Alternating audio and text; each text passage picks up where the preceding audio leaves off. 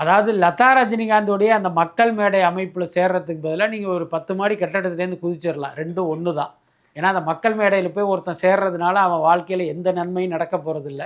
லதா ரஜினிகாந்துக்கு வேணால் ஏதாவது நன்மை நடப்பதற்கு வாய்ப்பு இருக்குது. அது ரெண்டாவது, அதெல்லாம் மக்களால் ஏற்றுக்கொள்ளாத, எந்த காலத்திலும் மக்கள் ஏற்காத ஒரு அமைப்பு தான். எல்லாத்துக்கு மேலே லதா ரஜினிகாந்த் யாருன்னு தெரியும்.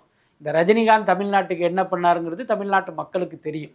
அதனால் எந்த காலத்திலும் ரஜினி குடும்பத்தில் இருந்து வருகிறவர்களை இந்த மக்கள் ஏற்க மாட்டாங்க அரசியல் ரீதியாக. அதுக்கடுத்து இவர்களுடைய வலதுசாரி தொடர்பு, இவர்கள் ஆர்எஸ்எஸ் பின்னணி கொண்டவர்கள் வந்து தமிழ்நாட்டினுடைய மூளை முடுக்கில் உள்ளவங்களுக்கெல்லாம் தெரியும். அப்போ இவங்க ஒரு அமைப்பு ஆரம்பிக்கிறாங்க அப்படின்னாலே அது ஈக்குவல் டு இந்து முன்னணி தான். அப்போ அப்படி ஒரு அமைப்பில் போய் ஒருத்தன் சேர்றதுனால அவனுக்கு என்ன நடந்துடும்? அதனால் லாரன்ஸை பொறுத்த வரைக்கும் அங்கே போகிறதுக்கு வாய்ப்பு இல்லை. ஆனால் அண்ணாமலை இயக்கத்தில் சேருவதற்கு வாய்ப்பு இருக்குது. அதற்கு ரஜினியே கூட ஒரு தூண்டுதலாக இருப்பதற்கும் வாய்ப்பு இருக்குது. இது எதையுமே நம்ம மறுக்க முடியாது. என்னென்னா ரஜினிகாந்துக்கு ஆர்எஸ்எஸ் பின்னணி இருக்குது. அவர் ஒரு வலதுசாரி.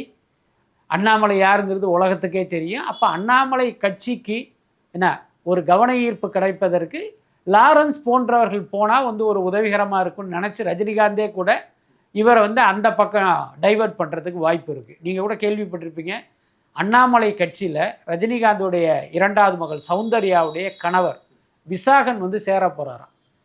புரியுதா இல்லையா? அதெல்லாமல் அண்ணாமலை வந்து அவருக்கு கட்சியினுடைய பொதுச் செயலாளர் பதவியை தர்றதா ஒரு அஷ்யூரன்ஸ் கொடுத்ததா ஒரு தகவல் இருக்குது. நாம் விசாரித்த வகையில் அது உண்மை அப்படிங்கிற மாதிரி தான் சொல்கிறாங்க. அப்போ அண்ணாமலை கட்சிக்கு ரஜினி தரப்பிலிருந்து ஒரு மறைமுக ஆதரவு இருக்குது. அப்போது லாரன்ஸையும் கூட ரஜினியுடைய அறிவுறுத்தலின் பேரில் அந்த பக்கம் தள்ளி விடுவதற்கான வாய்ப்புகள் இருக்குது. அதை நம்ம பொறுத்திருந்து பார்ப்போம்.